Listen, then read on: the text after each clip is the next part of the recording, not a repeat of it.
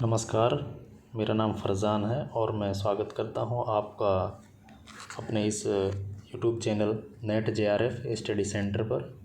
तो इसमें हम पॉलिटिकल साइंस का जो जितने भी सिलेबस है उसको कवर कराएंगे। तो आप हमारे साथ बने रहिएगा इस यूट्यूब चैनल पर। इसमें क्या है कि हम पॉलिटिकल साइंस के जो 10 पार्ट हैं उन 10 को हम क्लियर कराएंगे। और 10 में जो पहला पार्ट रहेगा हमारा वो राजनीतिक विचारक है, जिसमें पॉलिटिकल थिंकर्स को हम पढ़ाएंगे। तो इसमें हमारा हमने 4-5 राइटरों को ऑलरेडी पढ़ा दिया है। तो आज के जो हमारा टॉपिक है वो थॉमस हॉब्स है। तो थॉमस हॉब्स का बारे में थोड़ा हम हेडिंग्स के बारे में बता देते हैं। तो इनका पहले इंट्रोडक्शन रहेगा, उसके बाद थॉमस हॉब्स की अध्ययन पद्धति है और राज की प्रकृति है। इसके बाद व्यक्तिवाद एवं पूर्ण सत्तावाद में समन्वय है, प्राकृतिक अवस्था है, थॉमस हॉब्स की प्राकृतिक विधि है, सामाजिक समझौता है, सोशल कॉन्ट्रैक्ट। उसके बाद हमारा जो अगला हेडिंग रहेगा वो संप्रभुता है, और फिर उसके बाद निष्कर्ष है और इनकी कुछ बुक्स वगैरह हैं, उसके बाद ये है। तो ये हमारा बेसिक इंट्रोडक्शन है थॉमस हॉब्स के बारे में। तो आइए अब हम विस्तार से चर्चा करते हैं। आप बने रहिएगा हमारे इस यूट्यूब चैनल पर, जिसमें सभी वीडियो आप सभी के लिए मुफ्त में अवेलेबल कराई जाएंगी।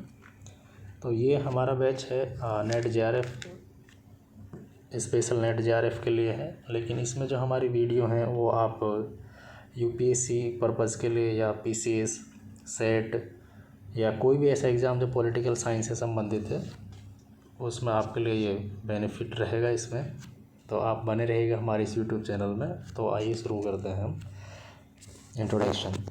तो थॉमस हॉब्स का जन्म 1588 में ब्रिटेन के मालमेसबरी के पास वेस्टपोर्ट में हुआ था। उसके जन्म से पूर्व स्पेन की जो जल सेना है, जिसको आर्मेडा ने इंग्लैंड पर आक्रमण कर लिया था, ठीक है, आक्रमण कर दिया था। इस भय के वातावरण में थॉमस हॉब्स का जन्म समय से पूर्व हो गया था। स्वयं थॉमस हॉब्स ने भय को अपना जुड़वा भाई कहा। चार्ल्स प्रथम, जो हॉब्स हैं वो चार्ल्स प्रथम के शिक्षक थे, ठीक है, इसलिए राजतंत्र का समर्थन किया था इन्होंने। तो उन्होंने मौत, और इसके अलावा जो हम देखते हैं इन्होंने महत्वपूर्ण मुद्दों पर भी ध्यान दिया है, आकर्षित किया है। तो इनमें जो महत्वपूर्ण मुद्दे हैं जिन पर हम आगे डिस्कस करेंगे वो ये हैं, जैसे कि हॉब्स की अध्ययन पद्धति है, राज की प्रकृति है, तो इन्होंने राज की प्रकृति के बारे में क्या बताया है, और व्यक्तिवाद के बारे में क्या बताया है, प्राकृतिक अवस्था कैसी थी, और विधि संप्रभुता पर इन्होंने क्या क्या विचार दिए हैं। तो ये आगे हम चर्चा करेंगे। तो पहला जो हमारा हेडिंग रहेगा वो थॉमस हॉब्स की अध्ययन पद्धति। तो इसकी जो अध्ययन पद्धति थी वो क्या थी। तो अध्ययन पद्धति में देखते हैं, थॉमस हॉब्स का प्रसिद्ध कथन है कि ज्ञान का अंत शक्ति है, जो ज्ञान है उसका अंत शक्ति है, ठीक है। तो आगे जो हमारा ये उन्होंने डी कॉर्पोरे में बताया था, ठीक है, डी कॉर्पोरे इनका एक नामक इनकी रचना थी, उनमें इन्होंने बताया था। तो थॉमस हॉब्स ने राजनीतिक विज्ञान का अध्ययन ज्यामिति, भौतिकी, मनोविज्ञान की सहायता से की। तो थॉमस हॉब्स की अध्ययन जो पद्धति है, जो यांत्रिकी भौतिकी, ठीक है, यांत्रिकी भौतिकी, वैज्ञानिक भौतिकवाद भी कहा जाता है इसको, ठीक है। तो थॉमस हॉब्स का यांत्रिक भौतिकवाद मार्क्स के द्वंद्वात्मक भौतिकवाद से अलग है। तो इसकी जो अध्ययन पद्धति है वो क्या है कि जो कार्ल मार्क्स का जो द्वंद्वात्मक भौतिकवाद है उससे अलग है। और यहाँ पर इन्होंने थॉमस हॉब्स के अनुसार भौतिक अणु स्वयं गतिशील होते हैं, ठीक है। अब यहाँ क्या है कि जो भौतिक अणु हैं वो स्वयं गतिशील होते हैं, और ये किसने बोला था, ये हॉब्स ने बोला है, भौतिक अणु स्वयं गतिशील होते हैं। जबकि मार्क्स क्या बोलते हैं, मार्क्स का मानना है कि अणुओं को बाहर से गति प्राप्त होती है। थॉमस हॉब्स विशुद्ध भौतिकवादी विचारक है, ठीक है, ये विशुद्ध भौतिकवादी विचारक हैं। हॉब्स के अनुसार व्यक्ति और संपूर्ण विश्व भौतिक अणुओं में के समुच्चय से निर्मित है। संपूर्ण विश्व और व्यक्ति अणुओं से बने हैं। ठीक है, इसमें राजनीति के अध्ययन में इतिहास व नैतिकता का बिल्कुल प्रयोग नहीं किया। इसीलिए ऑक्सफोर्ड, जो माइकल ऑक्सफोर्ड हैं, ने थॉमस हॉब्स के ग्रंथ लेवियाथन को अंग्रेजी साहित्य की सर्वश्रेष्ठ रचना माना है। थॉमस हॉब्स ने ऑक्सफोर्ड विश्वविद्यालय में प्रचलित स्कॉलेस्टिक पद्धति का जोरदार खंडन किया है। तो इनकी आलोचना इन्होंने की थी। तो ये हमारा थॉमस हॉब्स की जो अध्ययन पद्धति है उसके बारे में ये कंप्लीट हो गया है। तो अब जो थॉमस हॉब्स हैं, उन्होंने राज्य के बारे में क्या बताया है, राज्य की जो प्रकृति है वो कैसी थी। ठीक है, थॉमस हॉब्स ने राज्य की प्रकृति को यांत्रिक कहा। तो यांत्रिक कहा है, राज्य मानव द्वारा निर्मित है। जो राज्य की स्थापना हुई है वो व्यक्तियों के द्वारा हुई है, मानव के द्वारा हुई है। ठीक है, ये विचार थॉमस हॉब्स द्वारा पहली बार आधुनिक युग में दिया गया। हॉब्स के अनुसार राज्य एक यंत्र है, मानव निर्मित संस्था है, न कि दैवीय। तो राज्य प्राकृतिक अथवा दैवीय संस्था नहीं है। यांत्रिक राज्य के समर्थक व्यक्तिवाद को महत्व देते हैं। ठीक है, हॉब्स, लॉक, बेंथम व मिल जैसे राज्य को यंत्र मानते हैं। व्यक्तिवादी विचारधारा का जन्म आधुनिक युग में हुआ। ठीक है, तो यहाँ से क्या है कि व्यक्तिवाद विचारधारा के व्यक्ति को साध्य व राज्य को साधन माना जाता है। तो व्यक्ति को साध्य माना जाता है और राज्य को साधन माना जाता है।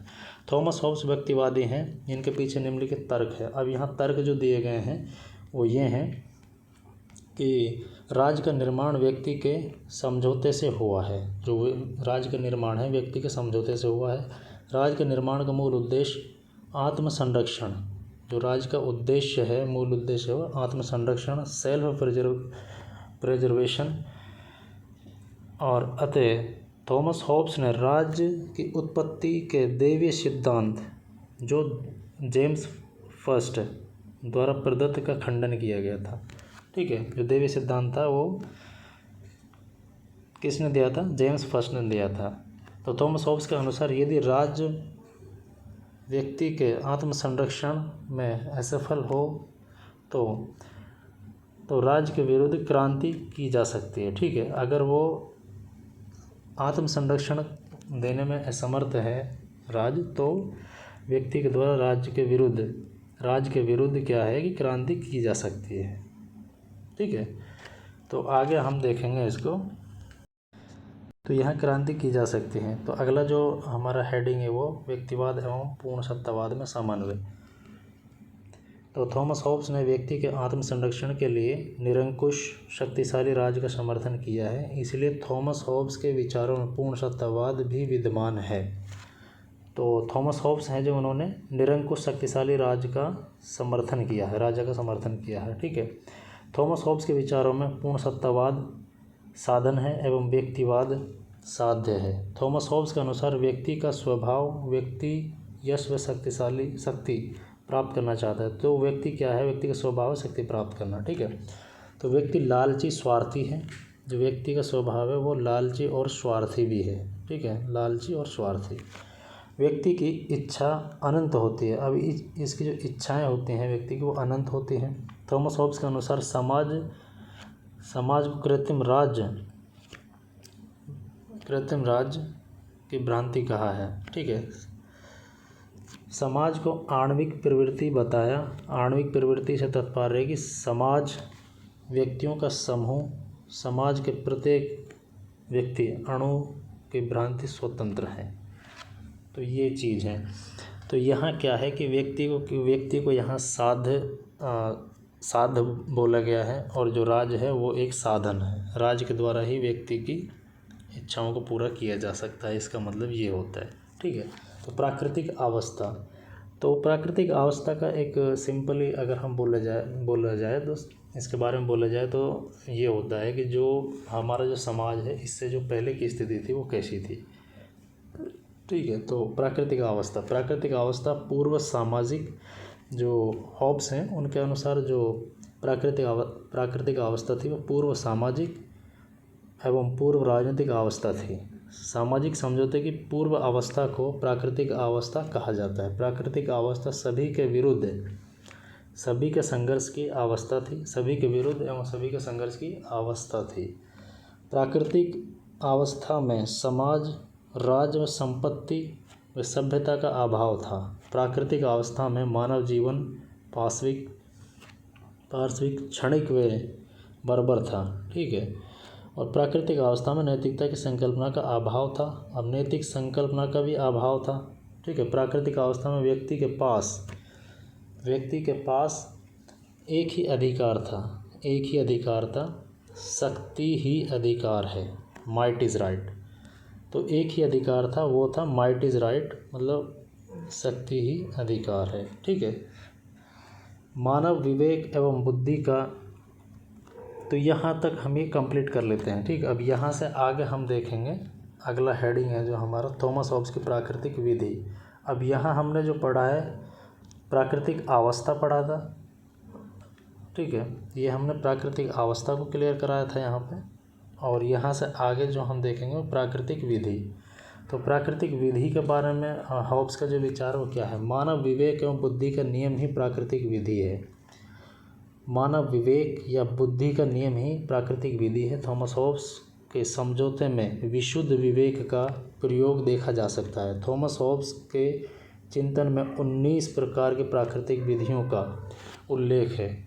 कुछ इस प्रकार हैं। प्रत्येक व्यक्ति को शांति स्थापित करने का प्रयत्न करना चाहिए। ठीक है। दूसरा है, व्यक्ति को कुछ अधिकारों का परित्याग करने को तैयार रहना चाहिए। इसके क्रियान्वयन के लिए परस्पर समझौता करना चाहिए। ठीक है। तो ये क्या है कि प्राकृतिक विधि के बारे में थॉमस हॉब्स का विचार है। तो प्राकृतिक विधि के बाद जो अगला हमारा टॉपिक है वो है सामाजिक समझौता, सोशल कॉन्ट्रैक्ट। तो सोशल कॉन्ट्रैक्ट क्या है? सामाजिक समझौते का अभिप्राय व्यक्ति व समुदाय के आपस में मिलकर राज्य का निर्माण किया। तो व्यक्ति और समुदाय ने आपस में मिलकर राज्य का निर्माण किया है। ठीक है। और थॉमस हॉब्स के शब्दों में, मैं अपने ऊपर शासन का अधिकार इस व्यक्ति समूह को सौंप रहा हूँ, लेकिन शर्त यह है कि आप भी अपने शक्ति इसे सौंप दें। थॉमस हॉब्स के अनुसार व्यक्ति ने अपने आत्मसंरक्षण के लिए आप आपस में समझौता करके अपनी सभी शक्तियाँ एक सर्वोच्च राजा को सौंप दें। और राज्य या राजा समझौते का परिणाम है, समझौते का भाग नहीं है। तो जो राजा और राज्य हैं वो समझौते का परिणाम है, उसका भाग नहीं है। थॉमस हॉब्स के सामाजिक समझौते का मूल आधार बुद्धि, शक्ति एवं उपयोगिता है। तो आगे हम ये देखेंगे।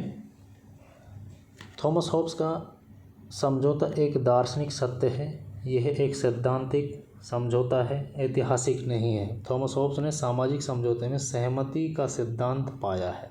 ठीक है। तो सहमति का सिद्धांत इसके समझौते में पाया जाता है। तो थॉमस हॉब्स के अनुसार राज्य ठोस विवेक का परिणाम है। तो राज है जो ठोस विवेक का परिणाम है। और हैकर के अनुसार क्या है कि हैकर ने क्या बोला है? हैकर के अनुसार थॉमस हॉब्स ने सामाजिक समझौते के विचार में सहमति का सिद्धांत निहित है। ठीक है। जो थॉमस हॉब्स का जो समझौते का सिद्धांत है उसमें सहमति का सिद्धांत निहित है। समझौते की विधि, method of contract, Thomas Hobbes के अनुसार केवल एक ही समझौते के द्वारा राज्य, समाज और सरकार तीनों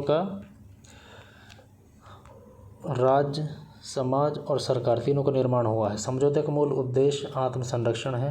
राज्य, समाज और सरकार कृत्रिम संस्था हैं और समझौते भंग होने पर व्यक्ति पुनः प्राकृतिक अवस्था में चला जाएगा। सभी व्यक्ति समझौते के द्वारा अपनी सभी शक्तियां एक राजा को प्रदान कर देते हैं।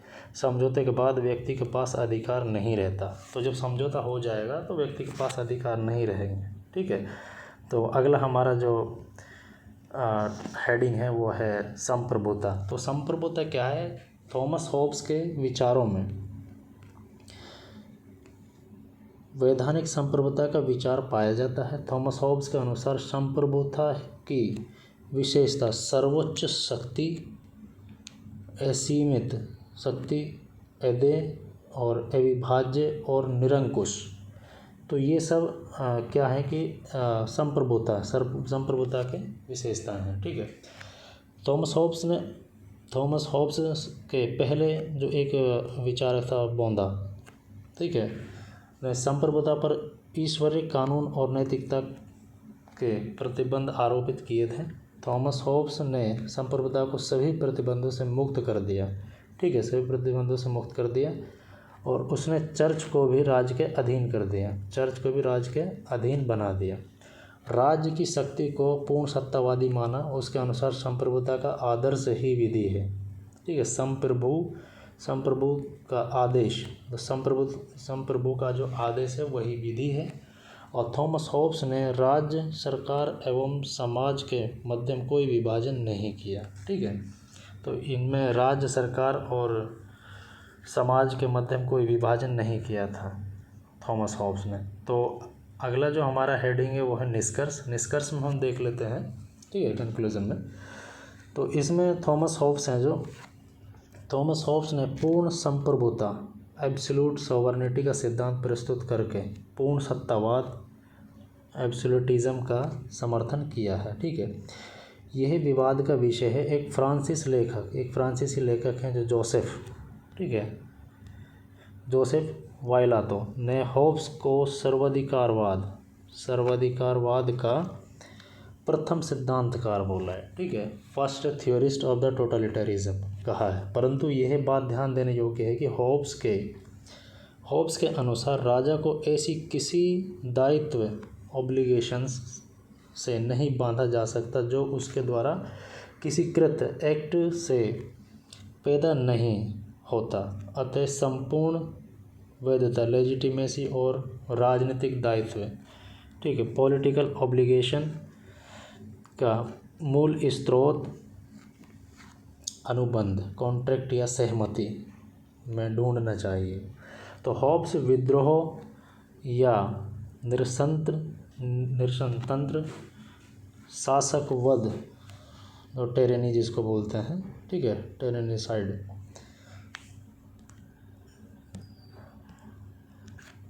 की अनुमति नहीं देता। परंतु वह व्यक्ति के लिए आत्म संरक्षण के अधिकारों को सर्वोपरि मानता है। हॉब्स के शब्दों में, जब मेरे ऊपर बल प्रयोग हो तब मैं अपनी रक्षा के लिए बल प्रयोग न करूं, ऐसा प्रतिज्ञा पत्र सदैव निरर्थक होगा। ठीक है, अब नोट में हम देख लेते हैं कि नोट